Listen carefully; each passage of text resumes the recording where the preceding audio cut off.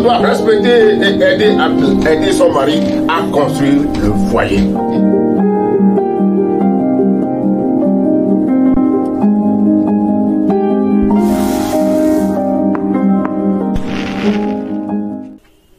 Bien-aimés frères et sœurs dans le Seigneur, nous vous saluons dans le beau et précieux nom de notre Seigneur Jésus. C'est une grâce encore pour nous ce matin ou ce soir, dépendamment d'où vous nous suivez maintenant. Que le Seigneur vous bénisse. Ce jour, le Seigneur a encore quelque chose sur le cœur. Vous parlez particulièrement aux jeunes qui sont à la recherche de leur âme sœur. Ce qui nous amène à avoir comme thème les fiançailles.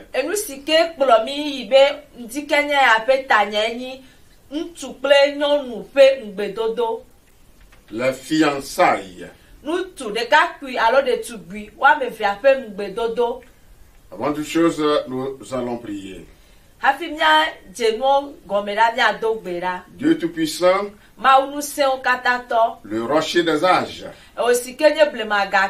toi qui as tout planifié et que tout a été fait par ton nom, nous recommandons ce instant entre tes mains. Viens parler à un jeune. Parler à une jeune fille en ce moment, afin qu'il puisse appliquer sa vie à tout ce que tu vas leur dire. Seigneur, nous avons foi. Comme tu nous aimes tellement, et que tu ne veux qu'aucun périsse, envoie ton Esprit Saint afin qu'il puisse nous accompagner pour la gloire de ton nom. Merci de ce que tu l'as déjà fait. Au nom de Jésus. Amen. Amen. Nous disions que notre thème c'est les fiançailles. Nous lisons dans Matthieu chapitre 1 verset 18. Matthieu chapitre 1 verset 18. Dans ce passage, il est écrit: voici quelle manière arriva la naissance de Jésus-Christ. Marie, sa mère, ayant été fiancée à Joseph, se trouvant enceinte par la vertu du Saint-Esprit,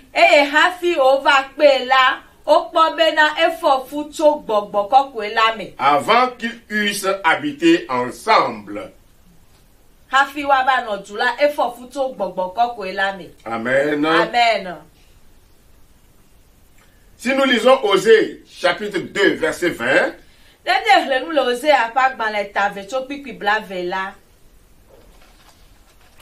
Osée, chapitre 2, verset 20, là également il est écrit: je serai ton fiancé par la fidélité. 20,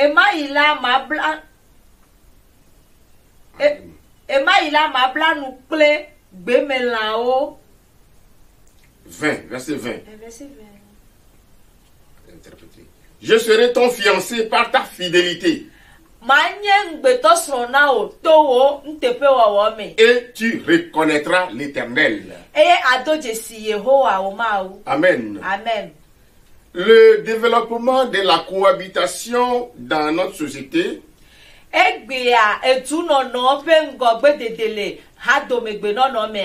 a modifié la nature des fiançailles. Ce qui fait que c'est devenu quelque chose de désuet, c'est-à-dire sans valeur.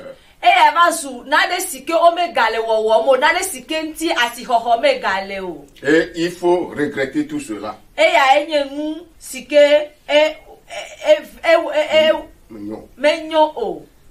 En effet, les fiançailles correspondent à une phase particulièrement importante du processus d'édification du couple.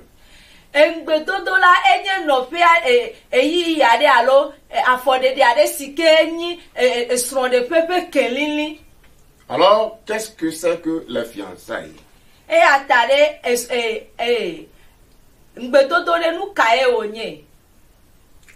Les fiançailles ne commencent que lorsqu'il y a accord de 4 volontés.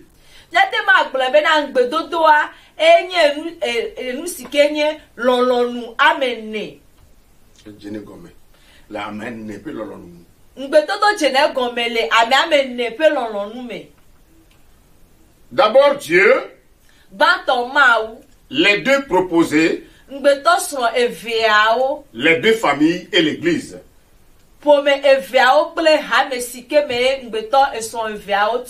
Dieu d'abord. C'est pourquoi Proverbe 8, verset 34 dit.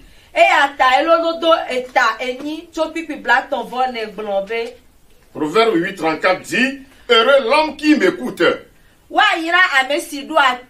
qui veille chaque jour à mes portes, et qui en garde les poteaux. Et le verset 35 ajoute. Car celui qui me trouve a trouvé la vie. Et il obtient la faveur de l'Éternel. Donc les fiançailles sont comme un premier acte posé devant Dieu.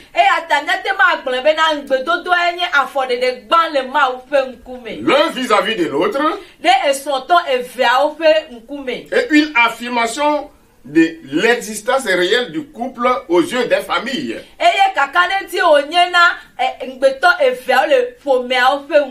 Oui, dans la tradition, les fiançailles se caractérisent par des signes qui ont été déjà valeur d'engagement.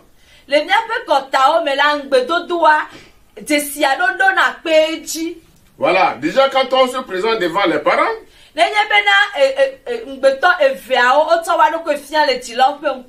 y a des signes.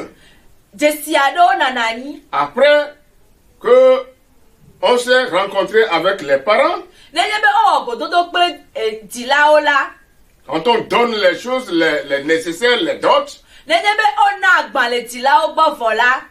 y a le repas des fiançailles qui marque la rencontre des familles qui témoignent de leur approbation, qui sont d'accord.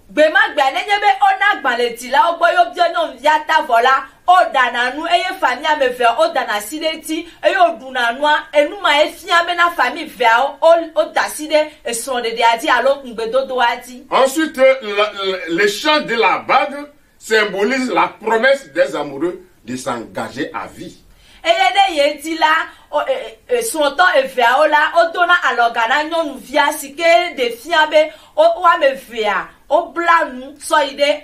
Donc, cela veut dire qu'ils s'engagent à se marier dans les jours à venir.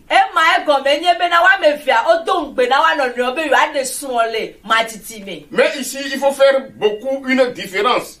Il ne faut pas confondre cet engagement le jour-là devant les parents avec l'alliance du mariage.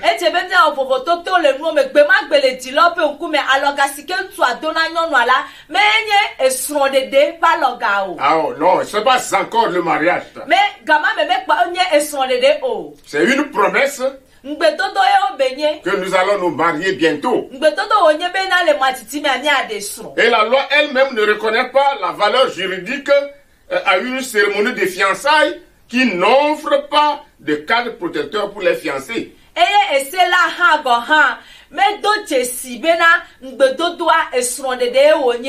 Seul le oui du mariage, le oui de l'alliance, scelle maintenant l'alliance le jour du mariage devant Dieu et devant les hommes.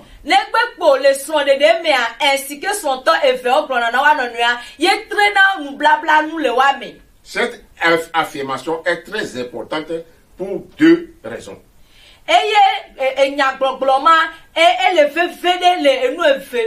C'est-à-dire ce que nous venons de dire.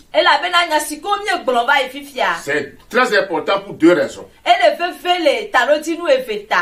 La première raison est que les fiançailles, contrairement au mariage,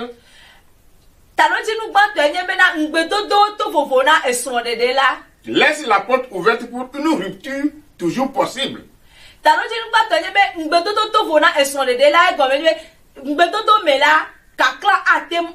Oui, ça, il peut y avoir une rupture. Oui, cette rupture peut être douloureuse et même difficile à assumer.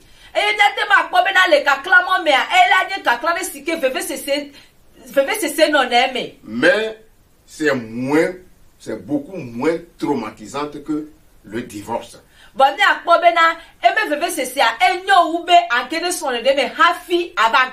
Voilà. Deuxième raison, c'est que les fiancés ne légitiment pas aux yeux de Dieu des relations sexuelles avant le mariage.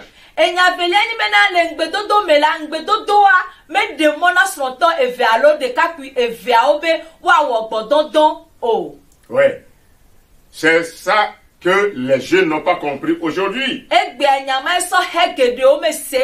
Ces jeunes chrétiens, ils prennent comme prétexte que, bon, leur statut officiel de fiancé pour justifier des relations préconjugales. Non, ce n'est pas ça devant Dieu.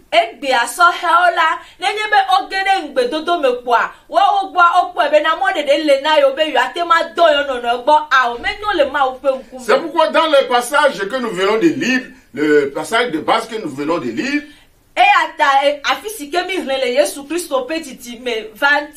on nous rappelle que les fiançailles qui pourtant à cette époque étaient presque valeur de mariage, hein, en ce moment, quand on fait fiançailles, c'est comme si on a déjà fait mariage.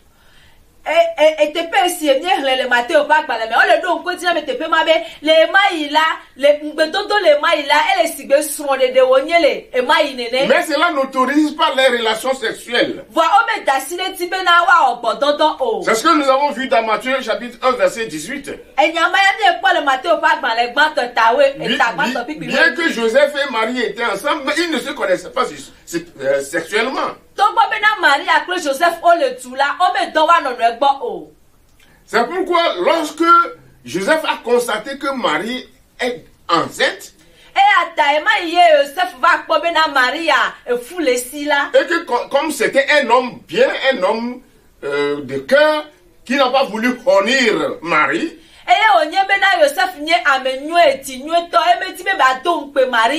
il a voulu faire doucement pour se séparer d'elle. C'est alors que le Saint-Esprit l'a convaincu. Le Seigneur l'a parlé.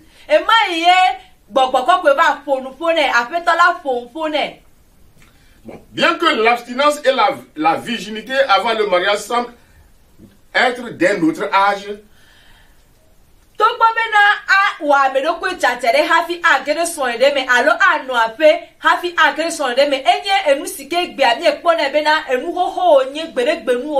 mais les juges doivent savoir que ces temps de fréquentation vécus dans la pureté morale sont un trésor ou une valeur inestimable devant Dieu.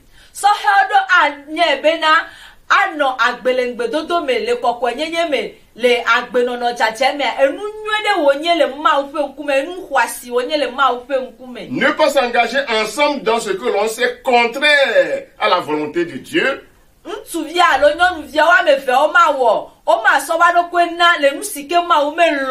c'est témoigner de la valeur de leur foi, hein, et donner à l'autre une preuve d'amour.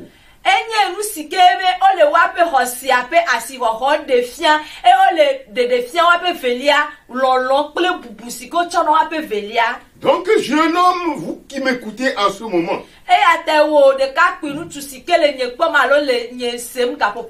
attendre malgré la force du désir, pouvoir dire, on a lutté et on a gagné ensemble.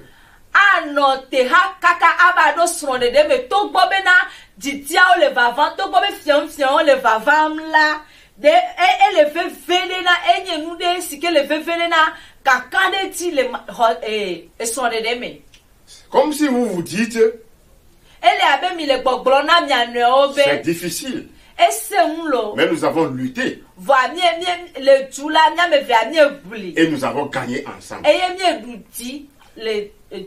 Tout ceci, c'est un capital de confiance dans le mariage.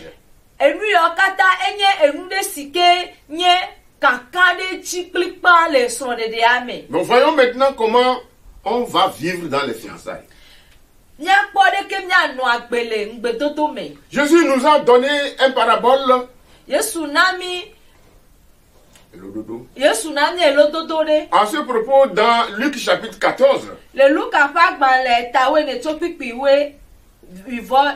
Donc là, il a dit, lequel parmi vous, s'il veut bâtir une tour, ne va pas s'asseoir pour calculer d'abord la dépense et voir comment faire pour terminer. De peur qu'après avoir commencé, il n'achève pas pour que les gens puissent se moquer de lui. Je suis en train de paraphraser. Les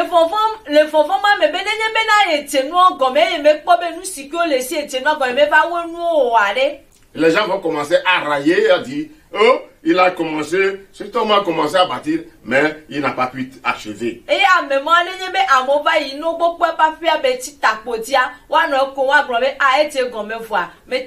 Donc c'est pourquoi les fiançailles aussi sont un temps propice au partage et à la confrontation des idées.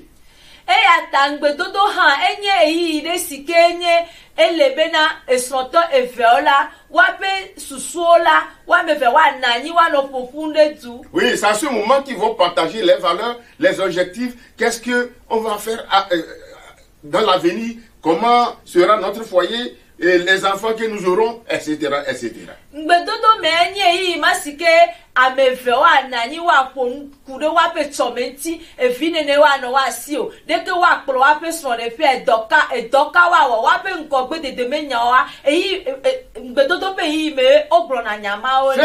Ces échanges-là sont indispensables et riches.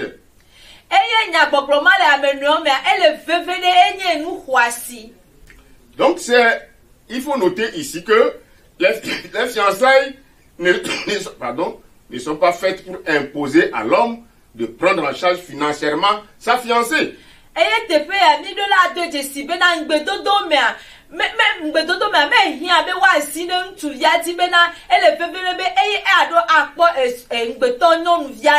Comme nous voyons aujourd'hui, certains, les jeunes le font. Une fois qu'ils sont en fiançailles, c'est lui qui doit regarder ses études. Ou bien c'est apprentissage, c'est l'homme qui s'occupe.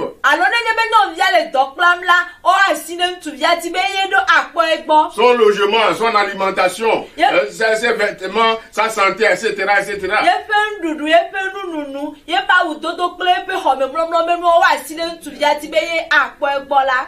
Ce n'est pas comme ça les fiançailles. C'est ce qui fait que l'homme va commencer à coucher et découcher.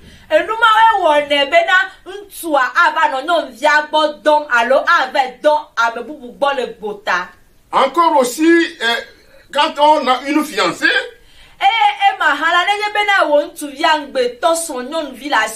ce n'est pas la nouvelle domestique qui viendra chaque jour laver tes choses, te préparer à manger, vous restez ensemble, vous mangez. Ce n'est pas ça les fiançailles.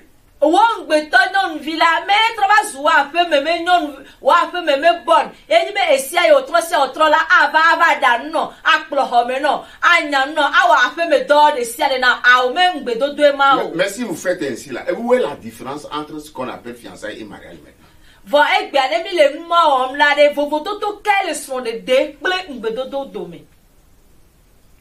La vie future, c'est-à-dire au cours des fiançailles, vous allez voir que la vie future, quels sont les conflits qui vont surgir après dans la première année. et que nous allons tout faire pour résoudre. C'est ces choses-là qu'il faut étudier.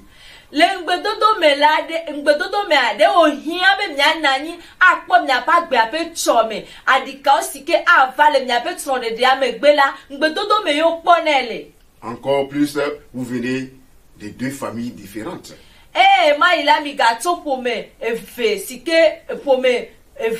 C'est le lieu de discuter, de dialoguer sur vos familles respectives.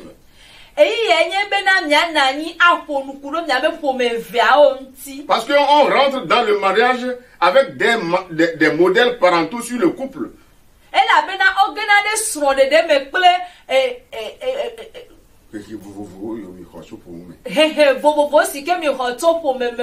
Donc il faut, c'est le moment de vous poser des questions, connaître ta future belle famille, qui est un merveilleux moyen de mieux connaître et comprendre celle que tu veux marier.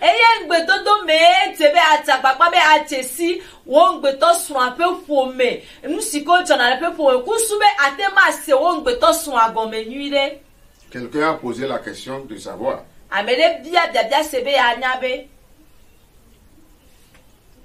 Si je veux me marier, comment faire pour connaître la vie de ma fiancée? La réponse qu'on lui a donnée est celle-ci. Un tigre ou une tigresse ne peut donner la vie qu'à une tigresse. Donc quand tu veux te marier, il faut observer la vie de ta belle-mère.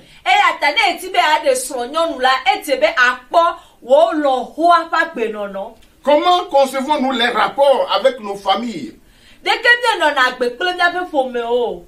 Tout cela, il faut l'exprimer dans l'amour et le respect.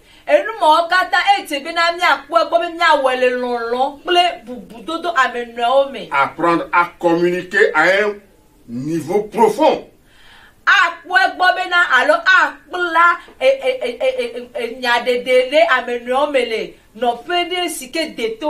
Est-ce que je serai capable d'exprimer mes sentiments à ma fiancée, à ma future femme?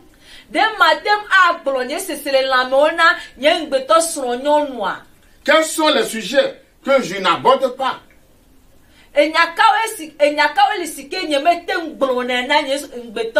Parce que si vous n'arrivez pas à aborder ces problèmes au cours des fiançailles, c'est arrivé dans le mariage, ça va créer des problèmes.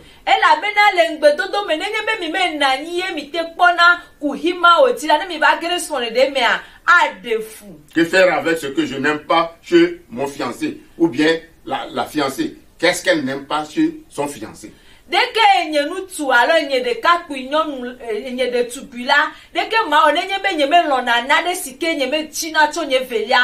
temps des fiançailles est souvent celui des premières disputes. C'est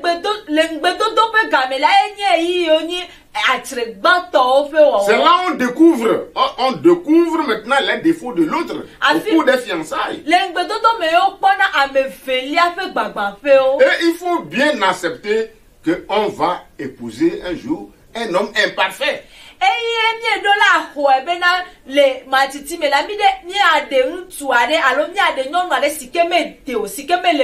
Parce qu'aucun homme n'est parfait. Mais il y a un degré d'acceptabilité et de compatibilité dans la différence des caractères et des valeurs. Voilà, amenovi ho. Alors, nade sike le menye le felia menye le la, nade sike nye asi ho menade. Chamate ho nade le novinye ha atema ho nade le bonye. Le mariage nous change, mais on n'entre pas dans le mariage pour changer l'autre. Oui,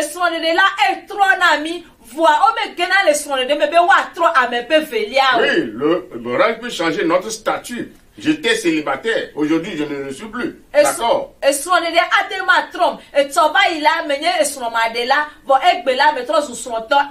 cela ne peut pas m'autoriser à dire que bon, je vais changer l'autre.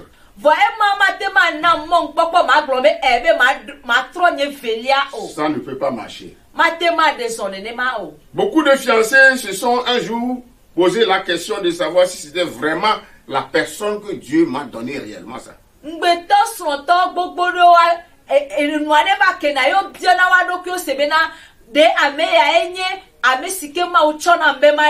Donc ce sont des moments de questionnement où vous allez vous poser des questions, chercher les solutions avant de s'engager totalement.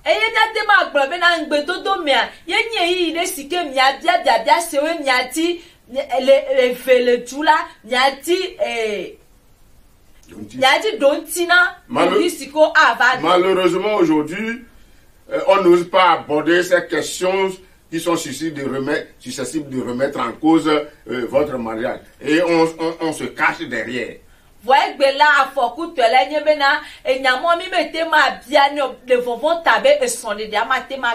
Non, c'est plutôt des choses qu'il ne faut pas occulter.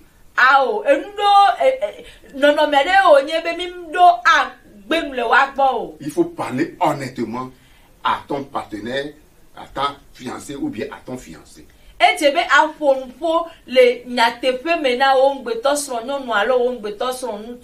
Dis toute la vérité. La Bible nous dit que pour vivre en communion avec Dieu, il faut vivre dans la lumière.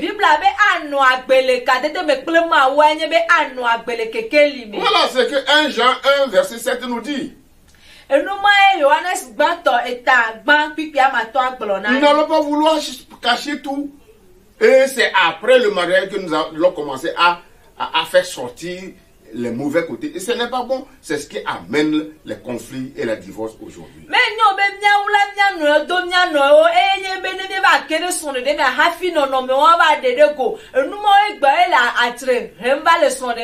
Parfois, certains ont honte d'eux-mêmes.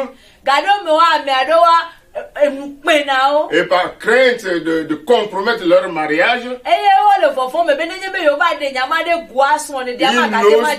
ils n'osent pas révéler une partie de leur personnalité ou de leur passé. Non, mais écoutez-moi bien. On n'entre pas dans le mariage avec des mensonges. On n'entre pas dans le mariage avec des zones d'ombre sur votre vie. Tout ce qui n'est pas dit avant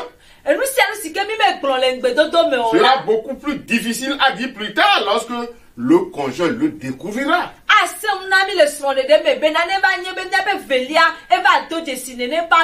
Et là, le couple sera ébranlé totalement. Parce que là, il n'y aura plus de confiance. Il y a beaucoup d'autres choses à faire dans les temps de fiançailles. Prier et lire la Bible ensemble. Pour apprendre à fonder sa vie et sa personne sur Dieu.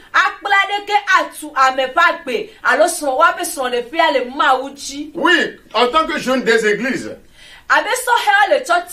il faut s'engager ensemble dans des activités telles que des camps, de l'évangélisation, etc., etc.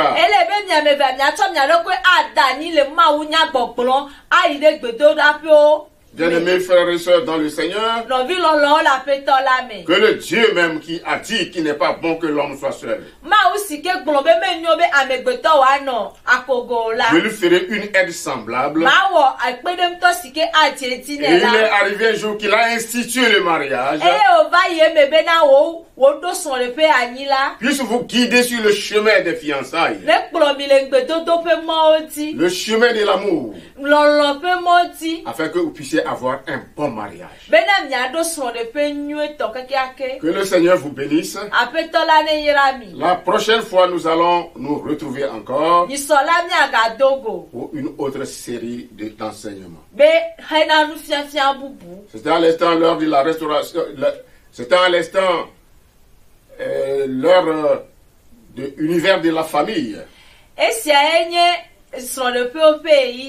Oui, de l'association CIREF. Le cercle d'études et de réflexion pour l'épanouissement. Si vous voulez nous joindre, vous avez notre numéro sur l'écran. Oui, nous sommes au 228 si vous êtes à l'étranger. 228 99 48 94 25 ou bien 228 92 61 65 04. C'était votre serviteur, l'évangéliste Antoine Kofi Idouessi, interprété par notre sœur Antoinette.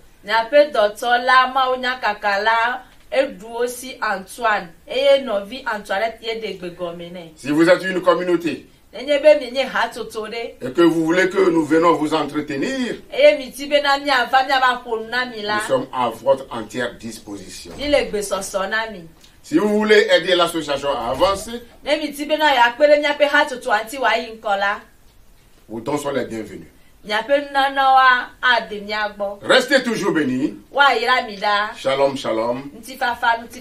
À la prochaine. Bye bye. Bye bye.